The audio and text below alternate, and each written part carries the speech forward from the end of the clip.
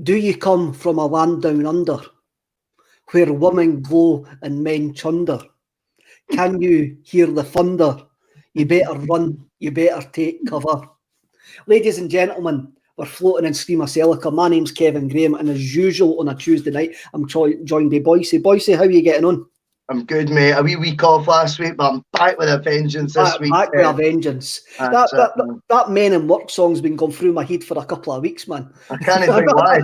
I don't know why. And see, when I was planning on doing it today, I had to make sure it was culturally appropriate. I had to make sure the Australians liked it before that's because I thought it might have offended some of them. But seemingly they play at big sporting events and that, and seemingly their Olympic team sung it and all of that. So it's quite big. Men at Work for their, I would call them a one-hit wonder. It is a tune though. 82. It's a funny tune actually. It's quite a funny tune. That begs my question: have you ever chundered? I don't know, Ken, what does chundered mean? I've never chundered or had a Vegemite sandwich in my life, Kev. I've got to be honest to you. I don't know where that line comes from. It says she just smiled and gave me a Vegemite sandwich. I thought, I don't know if I'd be grateful for that or no. I don't know, Ken. I haven't eaten Vegemite. Is it a bit like Marmite? I don't know, mate. I don't know. The first line of that song is about him basically getting stoned in a VW van and driving across Europe. Now it's got a load of happy connotations in it. When I was reading about the lyrics, because I was trying to find out what chunder was. Maybe any Australians can come on and tell me what chunder is. Then it would be great because I couldn't find it. I mean, if you were thinking about chunder, you automatically think about passing one, don't you? You're a woman going men chunder. But I don't know, right? An Australian, so any Aussies out there, come in and let me know, because we're all ready and we all want to welcome the Oz Bielsa. Well, a big fan of the show, as I've said before, Shawnee Sherman, who watches, he covers it a lot when he plays his acoustic gigs. So I've got a feeling he usually watches the show a bit later, not live. I think we'll check the comments. I think he might come in. Malone, Kenny, 1 and Zinco come up. It means to spew. It means to it means to be sick. So there you go. There's loads of women and they chunder. And men chunder. There you go.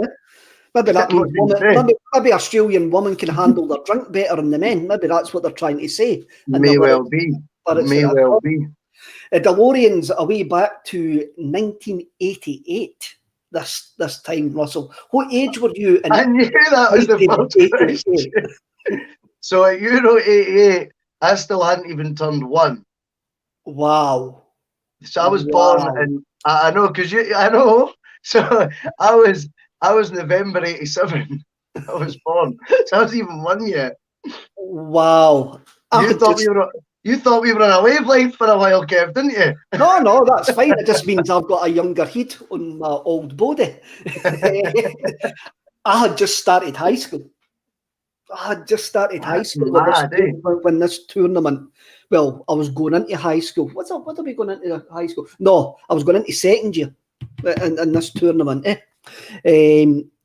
What I remember about this tournament, I mean, it's 1988.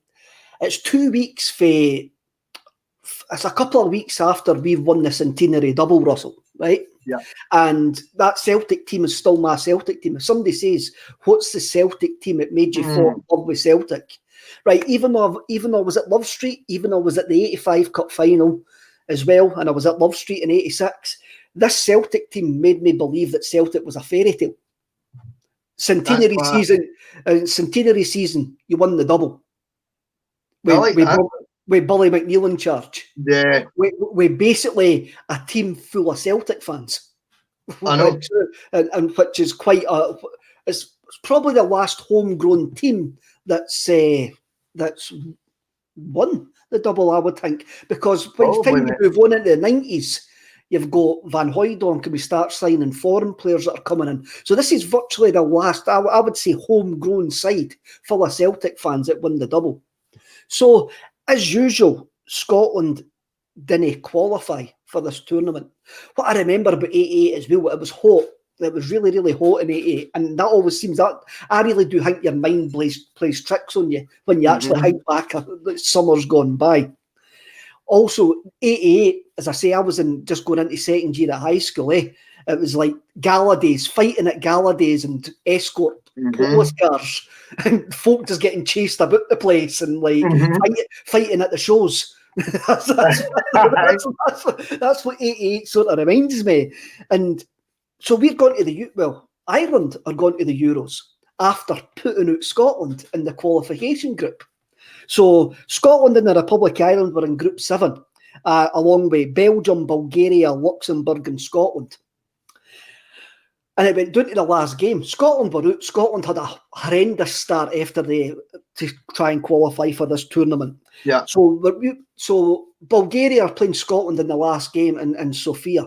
Helmut Kohl is the referee in that game, a famous name by the time you get to the Champions League in the early 90s. So the Republic of Ireland have got 11 points. Bulgaria have got 10 points. They've got a gimme. They've got a home game against Scotland in the last game.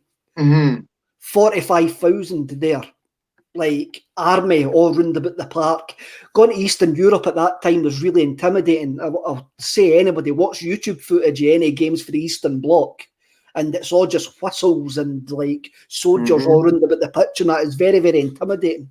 Aye, Scotland just go and beat them 1-0. Gary Mackay scores in the 86th minute. That's right. To send Ireland into the Euros. Gary Mackay. Jack Charlton, apparently, right? So I watched it, obviously doing my homework and all that, Kev. So apparently Jack Charlton, instead of watching the game, just went out fishing, because he says whatever isn't in my hands will still not be in my hands, whether I watch the game or not. So he just went fishing instead. I quite like that attitude. That's a great attitude. I can't help it. I can't change anything now. So there's a brilliant the Jack Charlton documentary, which we will talk about when we actually going through this. There's a great hang on Irish telly. Some of the commenters have just come in and says the Scotland game was live on Irish TV that night. Wow. So there's the Jack Charlton documentary,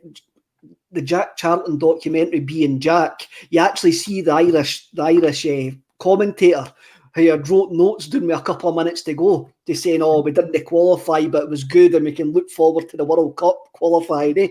And he crunches it up on air and throws it away and says, well, I didn't need that because they qualify.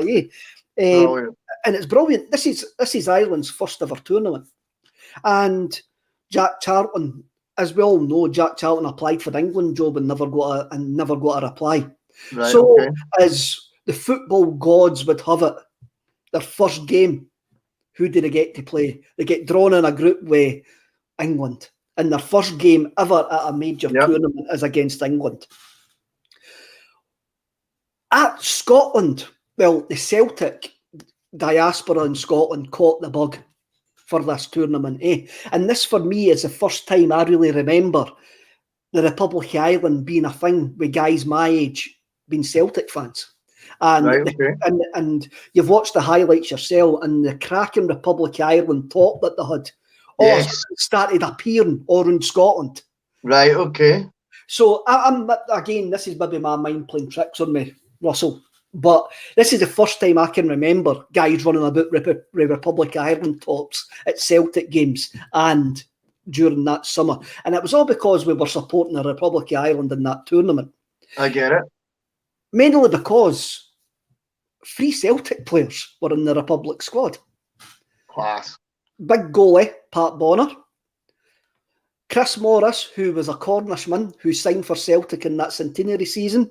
And Mick McCarthy was also. So we had a Celtic interest. And also at that time, you had a Rangers interest in England because they had signed Terry Butcher, Chris Woods, Graham Roberts. And in the Rangers squad, in the England squad for that tournament, you also had future England players in Gary Stevens, Trevor Stevens, Mark Hateley, and you also had a future Celtic manager in John Barnes in that England squad. So I was surprised when I had a look at the England squad, and actually only Chris Woods was the only Rangers player in that English squad, which I found quite surprising. Big Butcher wasn't in it. He was missing the way. he was missing, but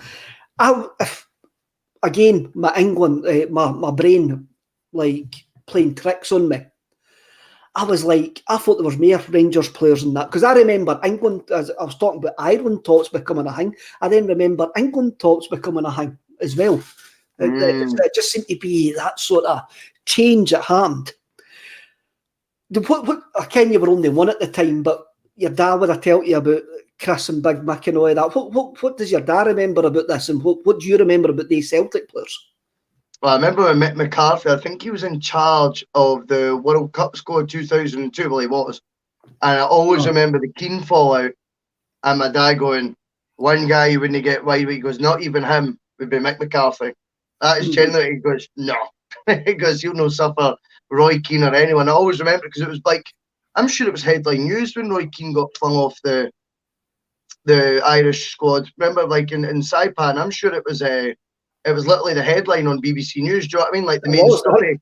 And I remember my dad saying then, Big Mick will not put up with anyone, Roy Keane or not Roy Keane. I always remember that. So I always had it in my head that he was a sort of no-nonsense centre half. But when you go through it, I recognise quite a few of the players. John McGrath obviously has had a very well documented career, and obviously Paul John Dykes was talking just last week of what could have been with him and Paul Elliott perhaps as a centre half pairing. I heard him telling JP and Declan that last Thursday. That would have been amazing. That would have been phenomenal. Oh, wow. I mean, wow, I had no idea that it came as close as what they were alluding to on Thursday. The interesting one for me was Chris Hughton in midfield.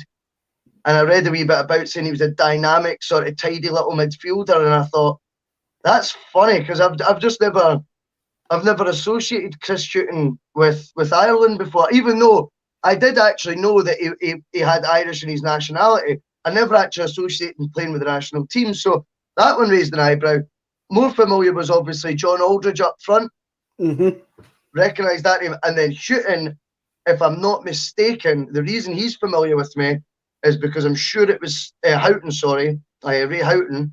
The reason he's familiar with me is because I'm sure he scored the goal against Italy as well, did he not, in '94? He scored the goal against Italy in '94. And he did the forward roll celebration, and that was like my first game of the '94 World Cup where football was all beginning to sort of join the dots in my life. And it was like, it was all coming together. The bug was happening.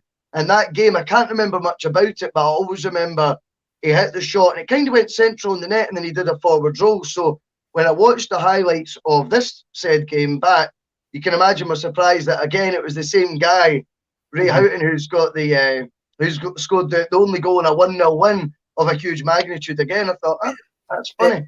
I mean, obviously he's as Scottish as they come. I know. And at that time, he was playing for Liverpool, so was John Aldridge. Yep. A couple of other names that jumped out at me, that Irish squad that I really liked at the time, was Kevin Sheedy. I love Kevin Sheedy at Everton. I've got a bit of a soft spot for that, the Howard Kendall Everton side. I really do, and always remember the Everton fans had the banner in the 1985 Cup Winners' Cup final. It should have been Celtic when they played Rapid Vienna. So I've always had a wee soft spot for Everton. Someone told me that Kevin Sheedy was one of the best players ever, and I can't remember who it was. Someone told me, and they were like, who was it? I don't know if it was someone in ACSOM or if it was someone at the pub, but they knew what they were talking about, and they were going, you need my mate Martin Cooper, who you know. It was him who was telling me all about. He was a phenomenal player, world class. Left foot, wasn't he? And Martin Cooper was like, you need to watch his best bits on YouTube one night. So I did, and he was fantastic. So, interesting. The other player that jumped out for me is John Sheridan. And John Sheridan was just one of these wee players. He was at Leeds United at this point, but he made his name. He made his name at Sheffield Wednesday later on. Sheffield Wednesday got to a couple of cup finals, and wee Sheridan was their main man with Chris Waddle. Strangely enough, and I always liked John Sheridan. He was a wee pocket rocket, man. I love John Sheridan. So there was a lot of interest going into this team for somebody like me who was 12 at the time. Really, really interested. We've got a Celtic hangway. We've got you can dream up an anti-Rangers, anti-English hangway, because they've got a load of English players, and like, and there's Chris Woods in the squad, but you've got 3 Celtic players in the squad. You've got Ray Houghton, who's Scottish, John Aldridge, who's one of the main goal scorers in Liverpool at this point. Yes. So if you're a football fanatic, you love this Irish side, and they had a charismatic, big, like, manager and Jack Charlton, who just didn't give a monkeys, man. He just didn't give a monkeys what he done.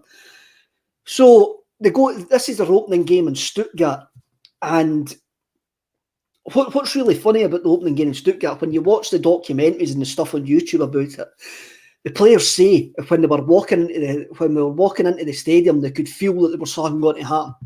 He says the Irish fans were utterly class in the stadium. They were all singing. The atmosphere was great. And there's a great bit of footage where I think it's Morris Setter, who was the kit man, coming into the stadium, and he's getting the bags out, and he shouts to the Irish fans, "We're going to do them the day for you." Yes, I've seen that. Is that who he was, the kit man? I think he was a kit man. Somebody might. Right. I wonder who he was. I'm sure he was. Had the grey hair. Grey hair, and he's coming at the tunnel, and he's just sort of pointing. That's brilliant. Yeah. I mean, you heard the Irish were bringing the party to that tournament, The Irish were bringing the party to that tournament, and the English fans were fighting up and down Germany, as was their want in the mid-80s, early 80s. Somebody's came in and says it was Mick Bryan as the kit man. That wasn't him. I thought it was Morris Setter. I might be wrong there, so it might have been Mick Bryan. Mick Byrne. I better get my Irish pronunciation right. Mick Byrne.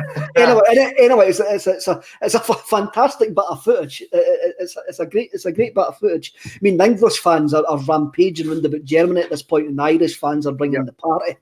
Have you ever watched the original? That just reminds me about the English fans. The original firm was about the English firm getting a firm to go to Germany in 1988. Have you seen the original firm, the firm? No, I've not got that, but I can't remember all that stuff.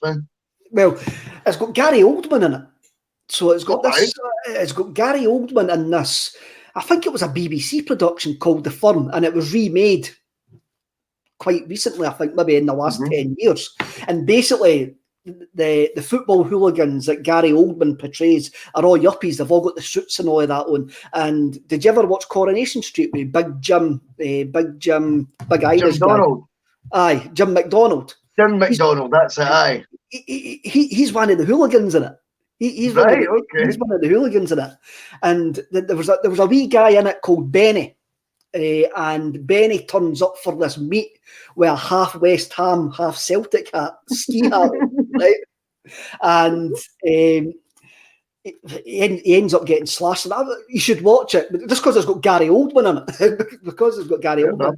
And anyway, at the end of it, wee Benny, there's a T-shirt done by a T-shirt company called CST Terrace Tees, and they've got wee Benny with the Celtic hat on, and he's gone right at the end of it. He's gone, we do it anywhere, we'll do it in Europe, and we'll do it this and that. It's a great T-shirt. Check out their T-shirts. Their T-shirts are fantastic as well. But that's what I remember about the fun. Gary Oldman and wee Benny with a Celtic hat on.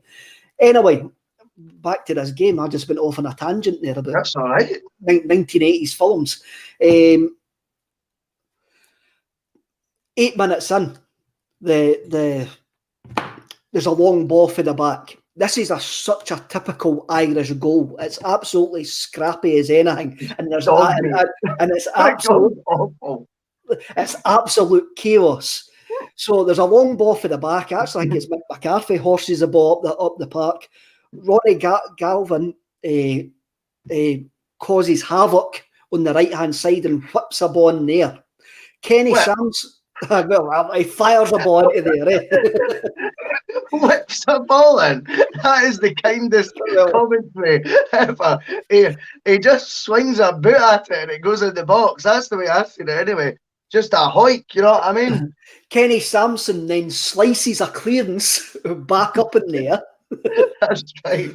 It's either John Aldridge or Frank Stapleton jumps and headers the ball back to Ray Houghton.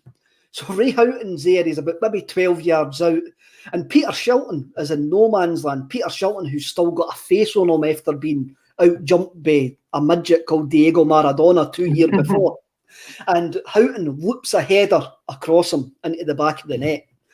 And the Irish fans go utterly ballistic. Jack Charlton goes utterly ballistic.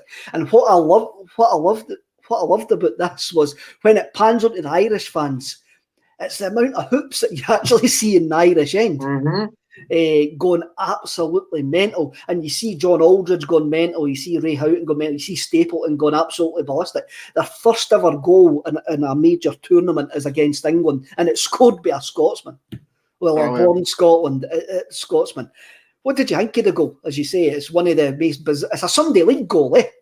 It is, mate. It's in the park stuff. But at the end of the day, I think, like you said, it's creating confusion as well. You know, a lot of these English players were probably elite players that are used to playing prettier football in their domestic league at the top level. Sometimes, you know, it's very much like Martin O'Neill in the Champions League, you know.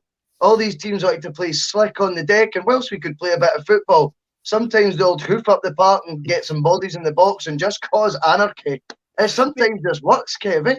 I mean, at the end of this game, you actually, at the end of this game, all the Irish players go, we worked hard, we were knackered.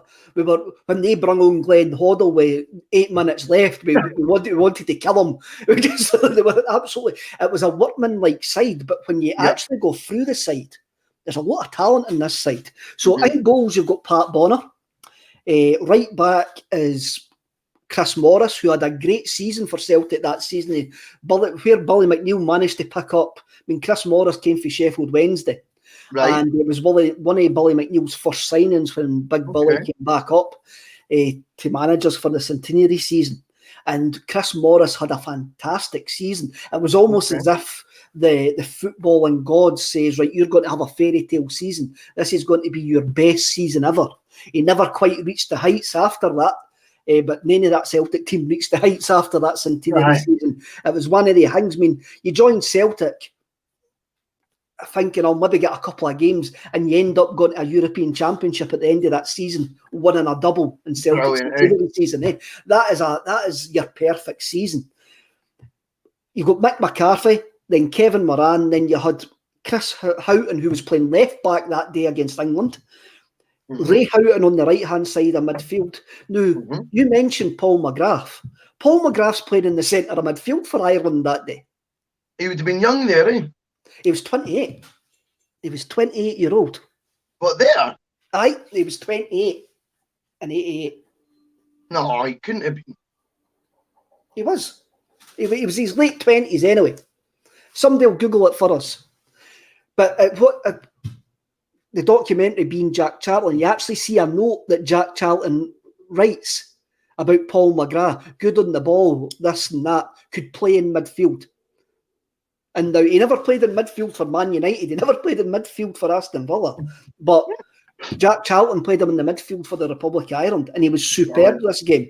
Alongside him was Ronnie Whelan, another player that Celtic could have signed.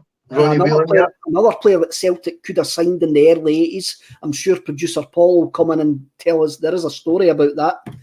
On the left wing was Ronnie Galvin. Then up front you had John Aldridge and Frank Stapleton. That is not a bad side. There's a lot of football players in that side, but want to know what jumps out at me in that side is the character. All of these players are men. All of these players are utterly men, and they know that they would give you a shift. Yeah. Well, it was interesting. I watched Jack Charlton talking about the style of football that they played. This is from that time. And he said that basically, he says, you know, you look across Europe, he goes, and they play all this, what is it? He said, it wasn't tippy-tappy, but words to that effect, football, where they take half an hour on the ball, each of them, it's all slow. He goes, the English Premier League, he says, the most competitive league in the world. That's where most of my players from, and we played fast, direct football. He goes, see if my team played like, he goes, these European sides, we don't look like world beaters as well. He goes, the fact is we choose to get the ball forward quicker. He goes, but we could pose about with the ball and look like all of them as well if you wanted us to. But that's not how we play. And I thought, fair dues, that makes sense. It was an up and at 'em style. Somebody's telling me it's Tony Galvin. I was saying it was Ronnie, and that's just my Celtic kid coming in there. I was saying it was Tony Galvin. As Roy Croppy comes in, a team full of leaders. That was a team full of leaders. Yeah. And it was a team that, like, there was a spirit about that side, an absolute spirit about that side. And you see them at the final whistle, and every one of them's absolutely knackered. Every one of them have gave their all in that game. Yeah. I mean, I'll go back. I'll go back to the. Here's a comment here. Somebody says that was them missing Mark Lawrenson and also Liam Brady. Mark Lawrenson and Liam Brady, I'm sure, were injured and didn't make that tournament. Liam Brady, wow. Liam Brady. Mark Lawrenson was a player as well. Mark Lawrenson. I don't know as much about him, but I've watched a lot of Liam Brady's clips, and he looked one heck of a player. Brady was a fantastic player. I'm going to tell a story about when Brady was the manager of Celtic, and he used to play the reserve games. And obviously I'm for Stirling, and there was one night Celtic reserves were playing Stirling Albion reserves, and we went along to the old Anfield, as it was at that point. And Brady was the best player on the pitch by a week. It's actually quite weird. The number of folk that says that were at the game that night, there must have been 20,000 inside Anfield. The amount of folk I've spoke to that says they're in Anfield. There wasn't. There was only a couple of hundred the other day. But it's got this, like, the Sex Pistols at the Manchester Free Trade Hall. Everybody was there and saw Liam Brady that night. But it was utterly fantastic. My dad went that night, and he said, "I just want to go and see Liam Brady play football." And Brady was utterly fantastic. Matt Lawrenson was a fantastic player as well. You knew have a look at him. You knew have a look at Lawrenson on the telly, and he's like an old, grumpy old man that everything's rubbish, and that when that happened in my day, I kind of let him off with it because he was a world-class defender. He was a world-class defender. Was Matt Lawrenson. Yeah, I've never really ever seen any footage of him playing football, Matt Lawrenson. Anybody that played for Liverpool in the 80s was a world-class player. Anybody, apart from maybe Gary Gillespie. But he was late 80s. He was late 80s. But the early 80s, when Liverpool were conquering Europe, you had to be a world-class player to get into that team. Alan Hansen was a world-class player. Steve Nicol was a world-class player. Doug Leash, best player on the planet. I mean, at that point, that Liverpool team was something else. And that when I go back to the Everton team in '85, that Everton team was just as good. I always say, if Heysel hadn't happened and the English teams hadn't got barred for Europe, that Everton team could have won that European Cup. That Everton team were just as good. I'll recommend anybody watch Howard's Way, the documentary about Howard Kendall's Everton team. They were utterly a fantastic side with big Graham Sharp up front, a big Scotsman. They were just as good a side. So even though this Ireland team was full of leaders, they also had football players. Even though they played a direct style of play, they also had football players. But they had to hang on in this game. They really did. They really did have to hang on in this game. And they've got big Pat Bonner to thank for actually getting away with a result. Bonner, he makes a safety Lineker in the second half. England didn't really do much about the last half hour of the game, and Ireland starts sitting deeper and deeper because that was Jack's Charlton. That was Jack's Charlton. So we've got a goal now. You come and try and get that goal off us. Yeah, you see that so often as well, Kev, don't you? As a game goes on and maybe, you know, for want of a better term, the underdog gets a lead, that they end up sitting. I always feel like sometimes, I know it's worked in this instance, but you don't find sometimes teams just like, the reason you're ahead is because your game plan was working. Then you change it. And sometimes I feel that the underdog, you watch them, the deeper they sit, the more they invite pressure on, the more chances they give away, the higher the percentage is that they're going to concede one. I find that happens quite a lot. It does, especially in international football.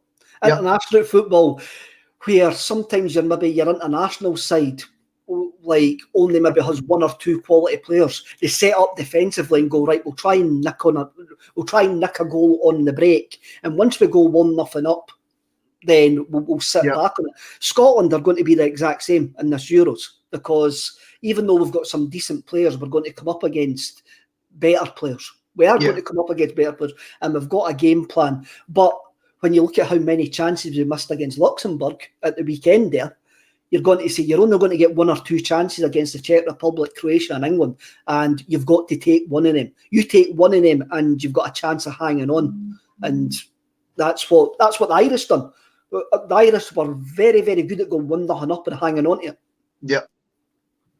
it. Sean Curran comes in. Thanks for commenting, Sean. Wasn't Kendall the last Englishman to win their top league? So Howard Kendall, Everton last won a title in '86, and was that the last English manager to win the English Premier League? The top division. Wilkinson. Wilkinson would have been. Wilkinson would have been. Sorry, Sean, mate. No. It's a good question, but that's still early 90s. I know. That was 91, wasn't it? 92. 91. The year before Sky. The year before football was born, according to Sky, which was 1992.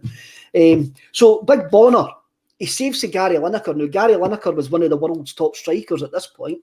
Yep. It's a great save down at his near post. Yes. He saves a long shot for Brian Robson. Brian Robson, another world-class player. Another fantastic player as well for England. And Man United, obviously Man United. Another one that him and McGrath seemingly liked a bevy together. Robson was a bit of like a tipple. Like a lot of the Irish team liked a tipple as well when you look at some of the footage. When you're getting into the last 10 minutes, Big Mick McCarthy is like big rock on, rock all at the back. He was never going to fault the English. He was clearing everything. He was putting his head on everything. He was booting everything. He was kicking everything. He was absolutely immense. It was Big Mick McCarthy. Then I think Bonner's most standout moment as a goal is he save a couple of minutes. I think it was in the last minute. Lineker's through one-on-one with him after a great flick through with John Barnes. Yes. And it's a great save. It's a great one-on-one. It's a great one-on-one save, especially at that time of the game. I mean, if they equalise there, how sick would the Irish be to actually lose the 2 points? Because it was 2 points for a win at that point. And the Irish won, and they go absolutely mental at full time. And I remember it as well. I remember all my pals and all that the following day when we were all out playing football, because the schools were just about to go on holiday that time. But we're all the Republic of Ireland. We all loved it, and it was fantastic. What did you think looking back at the footage? What did you think looking back at the footage? It was interesting because obviously the goal seemed quite scrappy, but the footage I've seen, it was just first and foremost thing that struck me the most was the colour. I don't mean of the picture. I mean of the fans. What a scene that they set. What a racket they made, and then of course it pans when they're celebrating. It pans over to the English supporters and just all the heads down, and all the noise they've made in the streets and all that nonsense, in the lead up to it, and all the hooliganism, whatever you want to call it. And then there's their comeuppance. So that was the first thing that struck me. The second thing that was just the total passion from the bench, from Ireland's bench, as well as then the reaction of the players. Like, just again, we were talking about Fran Alonso with the women's team and stuff like that. Just that total unity.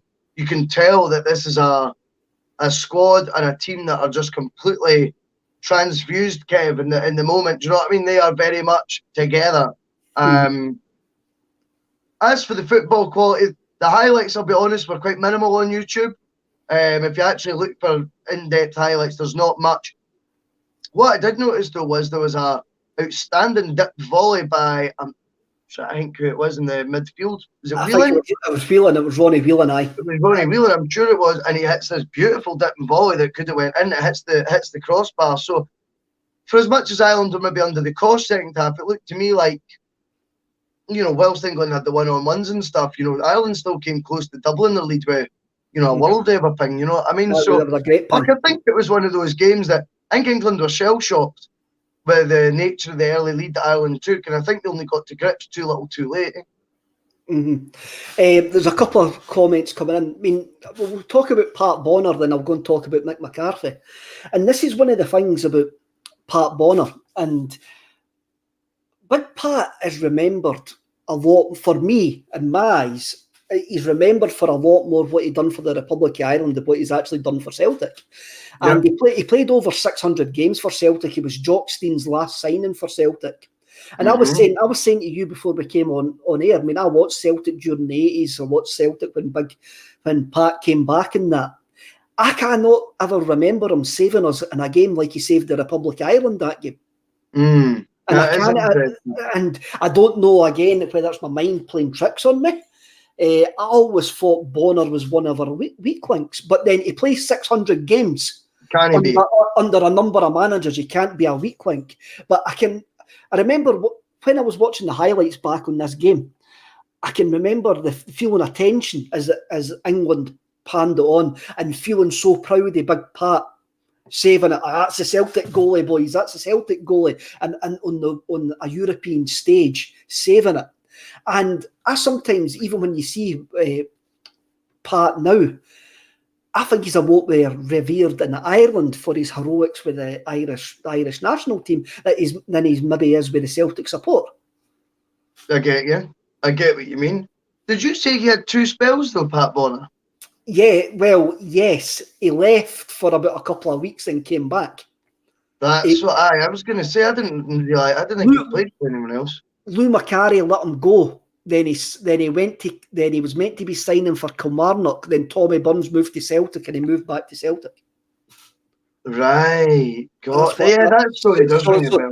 So there is two spells. Because that shows you as well. I mean, the longevity of Bonner as well. Because I remember I used to put, like, if I had a double of a sticker in the old good fact there, I like that. Bonner was in USA 94, cool. So I remember the Panini books used to get. So if I had a double sticker, like, do you know what I mean?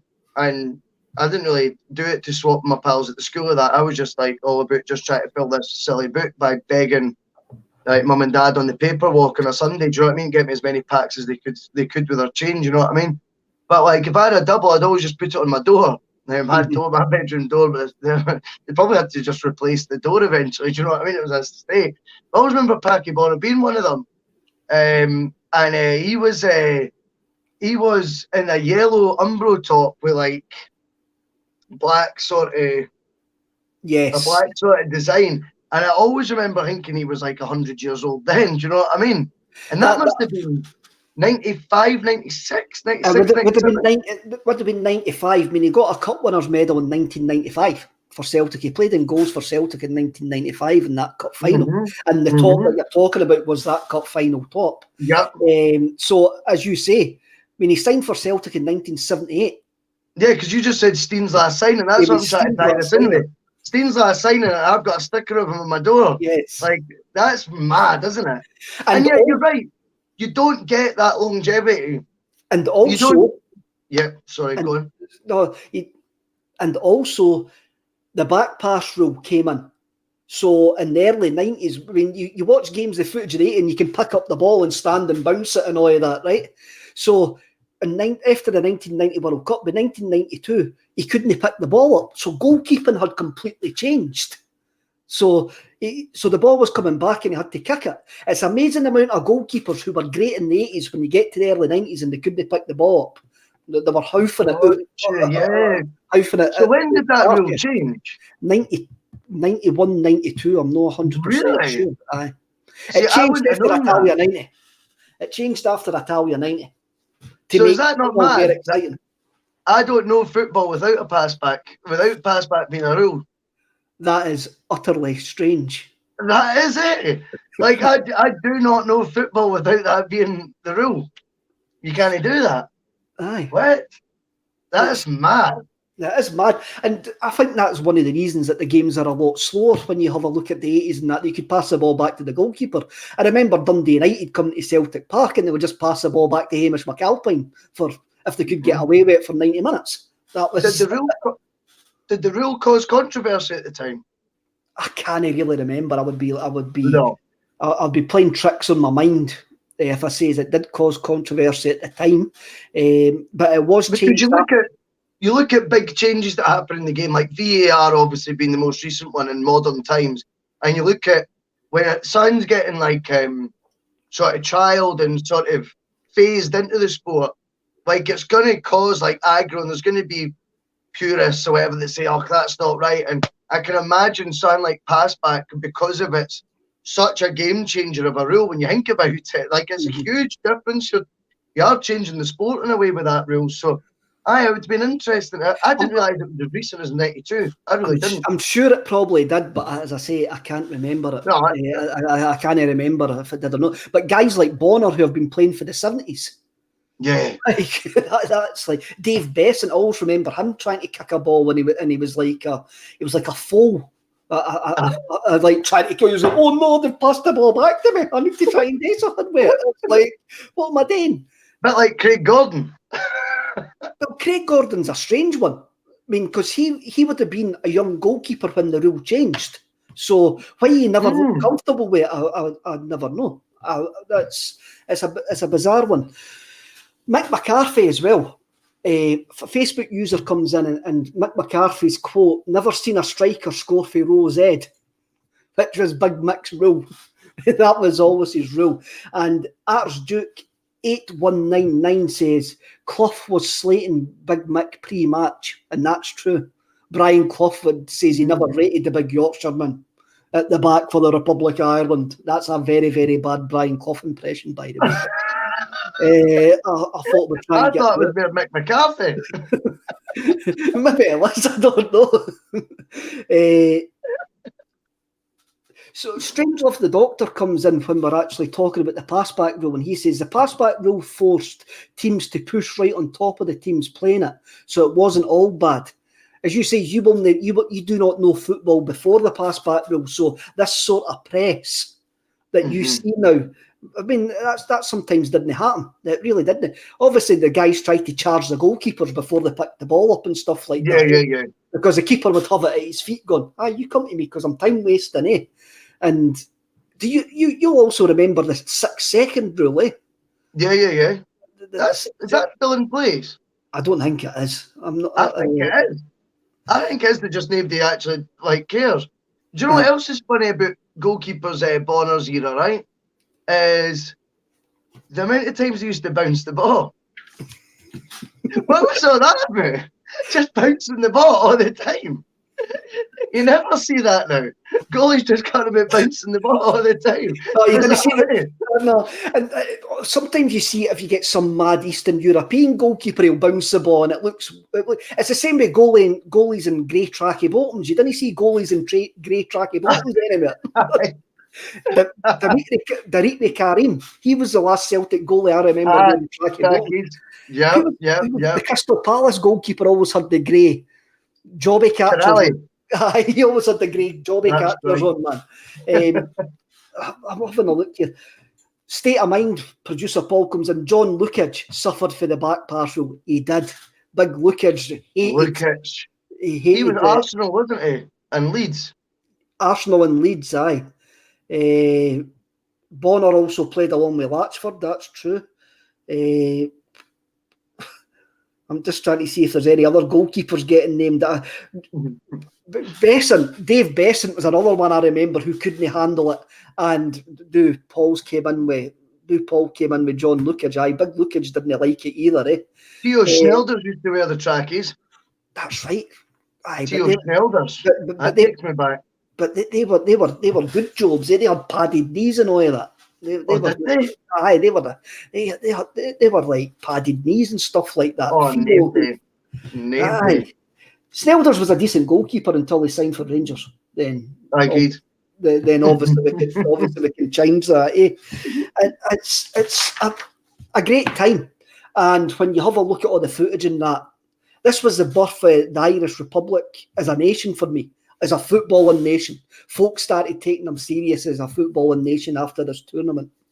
And you look at the YouTube footage, and that even Irish fans have said that this was the birth for them as a footballing nation, and there was a bit of pride about the Irish nation at that point, after being so many years in the doldrum. Jungle Lion comes in and says it was the start of the Celtic Tiger, and Jungle Lion is probably right with that.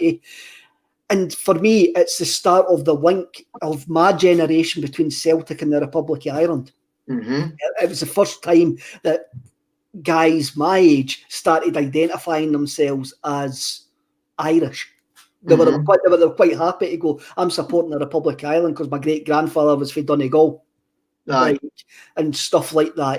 Then when you go to Italia 90 and you get beat off Costa Rica, you find yourself falling, I'm not Scottish, I'm Irish, because they're getting through, and Scotland are getting pumped off Costa Rica. It was a great tournament, and it's one of the tournaments as well. Some facts about the tournament: there was only 8 teams in it. There was only 18. There was only 2 groups of 4. Top two qualified. And went to the semi-finals. There was no sending offs in the tournament at all. Well, with only 8 teams, it's more believable than I thought it would have been. This is before UEFA started letting everybody in to try and make more money. I think that started in Euro '96. I think they increased the number of teams in it, but I'll need to actually check that. Jay Lee comes in. Gordon Marshall was a nightmare on the pass back. Really, Gordon Marshall was a nightmare on a lot of things, and the pass back's just at the bottom of that list. We discussed him 2 weeks ago, didn't we? Aye, we did. There was no sending offs. There was no score draws. There was no extra time, and there was no penalty kicks in that tournament. Wow! But that tournament was done and dusted in 3 weeks. It started on the 11th of June and finished before July. So that was you had to basically win your group to qualify for that tournament, and the host nation qualified for the tournament automatically at that point. Other things, if we want to go political, it was the last Euros where West Germany appeared, because they were unified by the time Euro 92 came through. It was the last tournament that the USSR appeared. Of course. The last Euros. And it was also the last tournament that Yugoslavia appeared. Of course, it all makes sense. The political change of the 90s. And it was also the setting summer of love for all of us that were into Acid House. I was a bit young, but it was the setting summer of love. So, talking about the summer of love, we're going to move on to the Happy Mondays. We're going to move on to the music. Again, you're 1 at this point, so you're not really listening to the music. But I'm going to tell you what was number 1 at the time, because you'll probably actually know it. So the number 1 in the charts of the week of the Republic of Ireland against England on June the 12th, Euro 1998, was Doctor and the Tardis by the Time Lords. Do you know the song? No. Basically, it was the KLF who done a disco version of the Doctor Who theme tune by sampling a Gary Glitter song. So completely, if you've never heard it, go and YouTube it. It's basically, they made up this song because they say pop music's disposable, and they made this song called Doctor and the Tardis, and it was done by, and they says it was sung by the Time Lord, and the Time Lord is a car. So the Time Lord, the Time Lord is the name of the car, and there's a car on the front of it, and the car was on the stage when they done it on Top of the Pops, with its bonnet gone up and down. And they wrote a book called How to Have a Number 1 Single, and they based it on making this. They based it on making this song.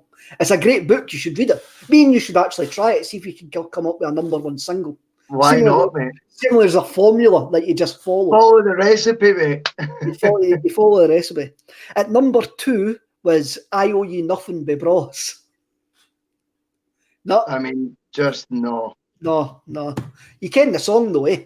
I know a few Bros songs. You know, it's one of those acts that used to come on like VH1 and that. If I was up early enough to get the Sky remote, it'd be on like pop-up video and that. Remember pop-up video? Yes. I used to tell you interesting facts about all the songs. They'd always feature on it. Rubbish. At number 17, all Celtic fans remember this song because of that summer. It was perfect by fairground attraction. If you talk to Celtic players, they say that was an anthem for them in the dressing room, and a lot of Celtic fans remember that song as well. They associate it with the centenary double. They associate it with the centenary double. Oh, that's pretty cool. I get it. Aye. So the album chart, number 1 was a soul compilation album called Night Flight. Again, not too, haven't heard it at all.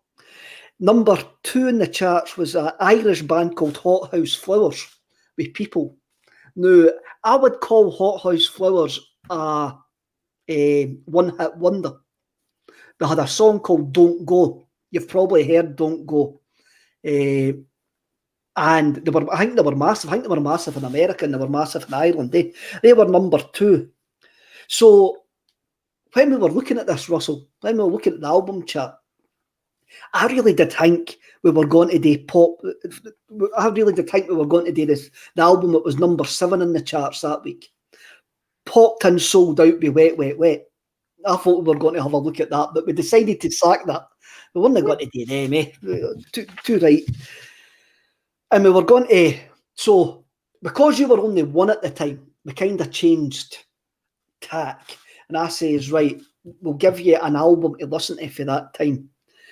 And even though I was 12, the album that I picked was Bummed by the Happy Mondays, which didn't come out till later in 1988. But it's my show. I can change the rules all I want. You're right, Kev. You're right. Change the rules all. Something came out in 1988. It came out in 1988. And I was talking about the setting Summer of Love. This album was recorded 6 weeks in July, August of that year. And the Happy Mondays have been quoted to say they turned up to the studio with 200 ecstasy tablets and they necked them on 10 days and sent their manager back to Manchester to get 100 more for the 6-week recording process. So they say this is the first ever album recorded solely on E. It was produced by a guy called Martin Hannett. Now, Hannett is a famous producer. And he was an alcoholic. So the Mondays, in their wisdom, decided to save him drinking. They just fed him ecstasy tablets to stop him drinking so he could produce this album. And this album is an utter thing of beauty. For me, this is one of, and I'm not going to like say I listened to it when I was 12 because I didn't. Because I did not. At 12, the charts were still a big things when I was 12. So I didn't hear this album I started getting into the NME in 1990, 91. And I must admit, Shaun Ryder scared the living daylights out of me. The Happy Mondays scared the living daylights out of me because they just looked like somebody would tax your motor. It would steal your Joe Bloggs flares. But when you go back and you listen to this album, you go, how can a gang of scallies in 1988 produce this Sound of Manchester, which sounds like nothing that you've ever heard before? Kieran comes in, watch 24-hour Party People, Russell, good crash course. This album has got a groove for the first minute to the last minute. And it's got Shaun Ryder, who you've got to remember is one of the greatest poets I think that this world has ever produced. Left school at 13 to go and work on a building site. He's not an educated guy, but he's an utter genius lyrically, an absolute utter genius lyrically. What do you think of the Mondays generally? Because obviously you would have picked up on them later.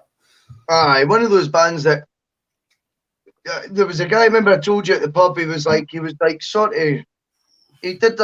cleaning in the morning, but he did a few shifts as well for us as well each week, like the day shifts and that. And he liked a bevy and that, but he was like, he would always be on the jukebox once he'd finished his work. Do you know what I mean? And playing and sort of trying to tell me the backdrop to a lot of songs. And the Mondays used to feature pretty heavily, so I did know that obviously they had a huge part to play in the music scene at that time. The one I always liked by them was WFL. What is it? What Walk for life. Rope for luck. Rope for luck. Walk for life. Shut up, Boise. Get off this stage, mate. Rope for luck. That's it. Walk for life. Honestly, just sack me, man. Rope for luck. That tune. I love the bass line in that tune. That's very good. The one that you'll probably, the Rope for Luck that you probably know is the remixed Paul Oakenfold version. The version on this album is a lot more, what can I say, raw. It's not as techno-y. So you've got the famous video where they're in the nightclub in Manchester, and it's on in the background, and Riders just stand at the bar mouthing along to the song. It was filmed in one take with Bez dancing in the background and all of that. But that's I think it's the Paul Oakenfold remix that it's actually played, and that was released I think a couple of years after it was on this album. Right. Okay.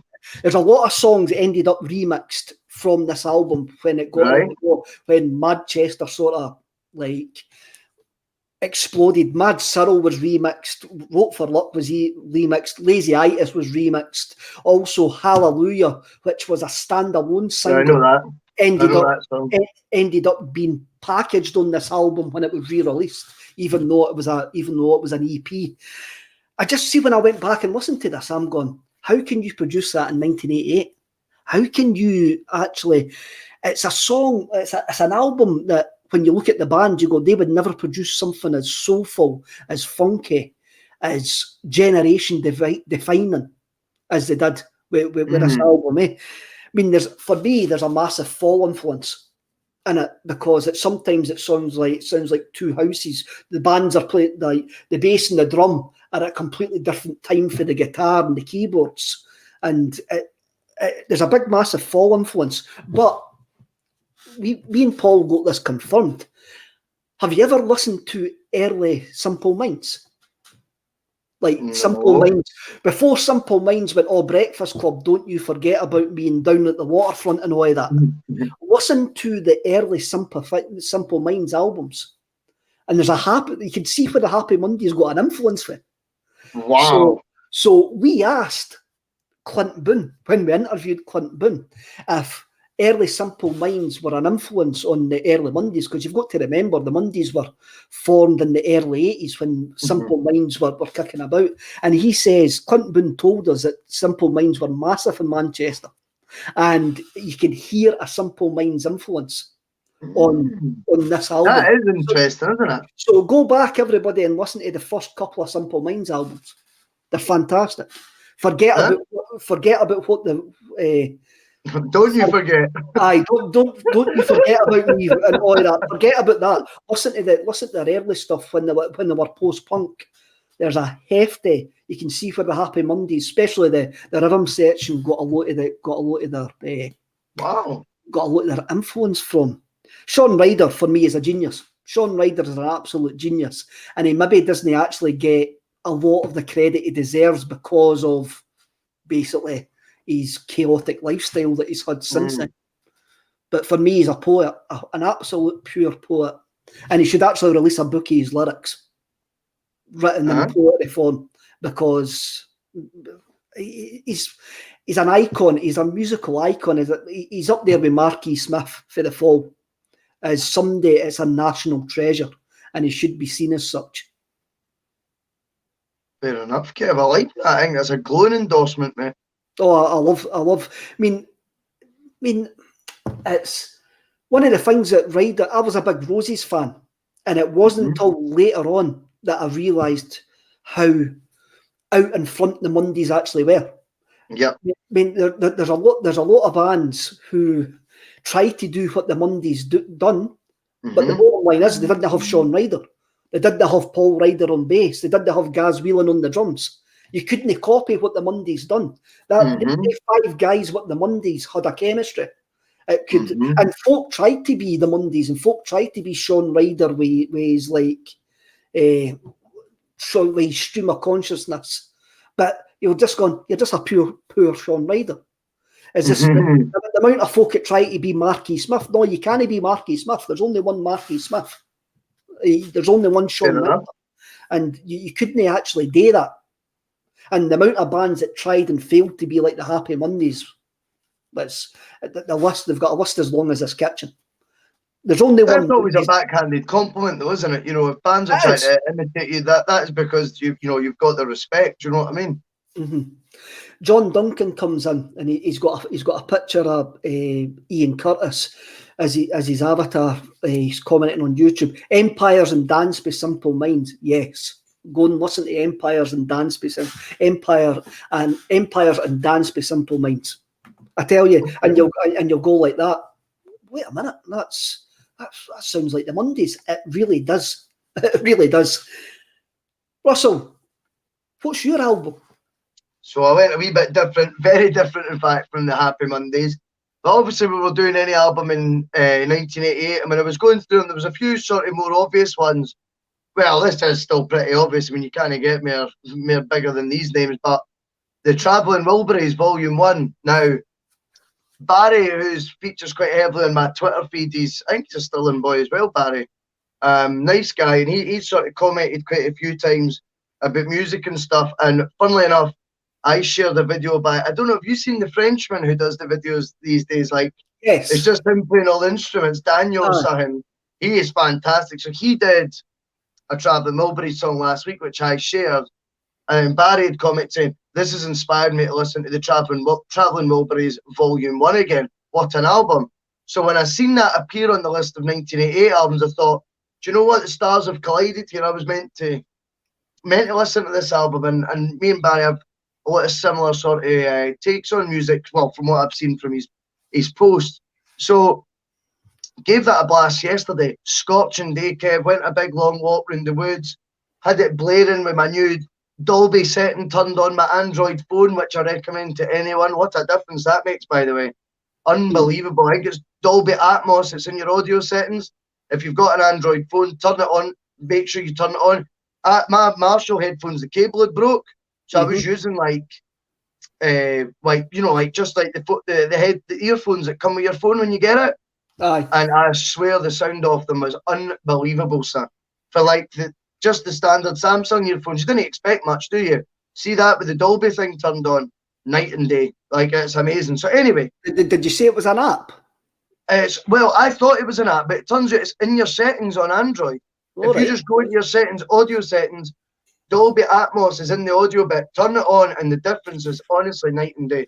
And we didn't want to hawk ourselves out or anything like that. But if anybody wants to send us decent headphones to listen to music on, they're more than welcome. By all means. We'll road test them and give you a review. Aye, absolutely. I like that, Kev. Never miss an opportunity, big man. I like that. So I'm walking in the sun, and I thought, you know what? It's time to fire that album on. I was in a good mood, you know what I mean? It was like sunshine, it's just brilliant, man. It was roasting yesterday. So anyway, put on the album, and boom, it starts with the song that I knew the best out of them all, Handle With Care, which to me is just a classic track, right? End of story, I love it. And then, you're obviously sort of having a wee nosy at the track listing to see if there's anything else. I recognise the end of the line as well. But in between that, you can really tell the difference between the songwriters. I mean, what a supergroup in names this was as well. You know, Bob Dylan, Jeff Lynne, who I think apparently the rest of them credited as being the genius out of a lot of them. Jeff Lynne of ELO fame. Tom Petty, Roy Orbison. Who's the other one? George Harrison. No, he was in the Beatles. It was just the Beatles he was in, eh? It was George Harrison's band, mate. It was him that came up with the idea. I got the vibe that they very much share it all out anyway. Do you know what I mean? It was George Harrison got them together. It was George Harrison's idea. Basically, George Harrison had recorded with Jeff Lynne on a solo album, and he needed a B-side, and he was out for dinner with, I think it was Petty and Orbison, and he says, "Come on," or was it? I can't remember the story anyway. And then they ended up. Lynne and Orbison were out for dinner with Harrison, and he needed a B-side, and he says to Roy, "Come down to the studio and we'll work on this B-side." Mm-hmm. They couldn't get a studio, so they went to Bob Dylan's home studio, and Bob Dylan was there, and Harrison had to go and borrow a guitar off Tom Petty, and that's how Petty ended up. And they recorded what was it, Handle With Care. Yep. And the record company went, "That's too good." and Harrison came up with the idea, well, let's be a band. Form a supergroup. Aye. Let's be a supergroup. The vibe I get listening to the album start to finish, which I did twice yesterday, was it actually just sounds like they've probably all maybe just got a wee bit sick of their careers, or this was just fun. And I think that shines through in the album, that it was musicians maybe going, this is just different from what we're used to now. They've all got crazy fame for doing what they're all associated with, and all the bands that they're associated with, or their solo careers, whatever. And it just sounds to me like five guys that have got together just having good times. There's a song though that was very Bob Dylan-esque, which is like Tweeter and the Monkey Man, which obviously it's sang by Dylan, but that could have been a Bob Dylan track as far as I was concerned. And then the other one, Heading for the Light, I knew straight away it was going to be Jeff Lynne that was going to be heavily involved in that. Could tell by the way the drums were going. I was like, that sounds like ELO. Like you could just hear, you can hear. So it's quite interesting when you listen to it, trying to go, guess who's the main influence on this track, and guess who's, do you know what I mean? But I highly recommend it. Certainly there's a few tracks that I liked last night as well. I thought it was really good. Could relate that to my life at times. You know, I asked her to marry me, she pulled out a knife. I thought sounds awfully familiar to me. But so I just thought there was I thought it was an album. It's a very feel-good album. But again, as well with music, you know, it's funny. I think often it comes into it is the time and place you first hear tunes. And I just think yesterday was just a great day out in the sun, and it was like they could have been singing "We Hate Russell Boys." Do you know what I mean? Like that's all they could have been singing. And no, we can't sing that. No, not that. We can't sing that. Not like that. I wasn't even. Oh God!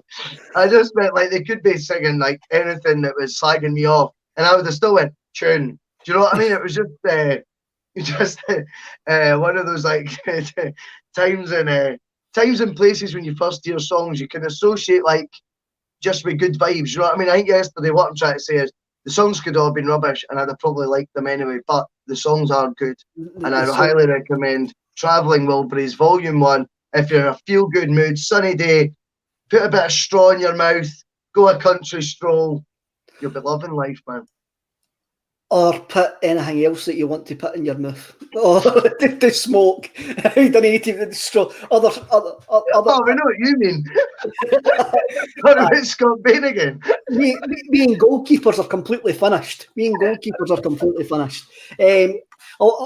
Before we wrap up, I'll go into some of the comments. Ewan Boy Martin, Kev, I take it you were not a fan of Acid House. I like Acid House now, but at the time I was bypassing it. As I say, I was only 12 at the time, so I wasn't going to all night raves at the Foo Bar and travelling about in a Ford Capri trying to find somebody in a field with a sound system. That wasn't me. I mean, and you're talking about Jeff Lynne there, Telephone Line be ELO. That appeared on my Spotify the other day because James Allen from Las Vegas has got a playlist and Telephone Line be ELO is on it. And what a song that is, actually. Brilliant tune. That's a fantastic tune. As you say, it's the sonics, the whole way it builds and it drops and that. And I mean, you look at the Wilburys as well, they didn't really get a chance because the Big O died in December that year. He died in December 1988. So their next album, Volume 3, didn't have the Big O on it. And there was a rumour that they were going to replace the Big O with, I think it was Del Shannon was one of them. Okay. And Roger McGinn was the other one that they reckoned that they were going to, but they says that they couldn't do it. It says it's interesting as well because they've all got these individual, like, recognisable sort of traits and features. Do you know what I mean? And I think to be honest with you, I can't play an instrument, right? So I'm always about like listening to vocals. I love singers and that. You know what I mean? And there's no two ways about it that Handle with Care comes alive when Orbison's vocal hits. Do you know what I mean? See when it comes into his wee bit, I'm so tired of feeling lonely, whatever. And he's just got that sort of haunting vocal, man. It's like, I don't know, you're in a tune by that stage, but definitely, what a singer, man. Definitely. Scott Howe comes in with the Wilburys after the big old passed away, they had a video, the next video that they done, it had the empty rocking chair with his guitar on it, as he sung on the song. It's very, very touching. It's one of the moments. It's up there with the Hurt video by Johnny Cash. That's a classy move, that. Aye, it's a touching moment. So I think that's enough for this week, Russell. An hour and 9 minutes. We went back to 1988, the setting Summer of Love. So we'll be hoping that what's this summer? 2021, the summer of the COVID vaccine. The summer of Pfizer. AstraZeneca. The summer of AstraZeneca. So everybody, again, it's been great patter in the comments. Remember, give us a wee like, tell your pals about us, and subscribe. There's loads of great and all that. Carry on. There's loads of great stuff on the channel. And as we usually sign off with, just calm down, keep it calm, lads.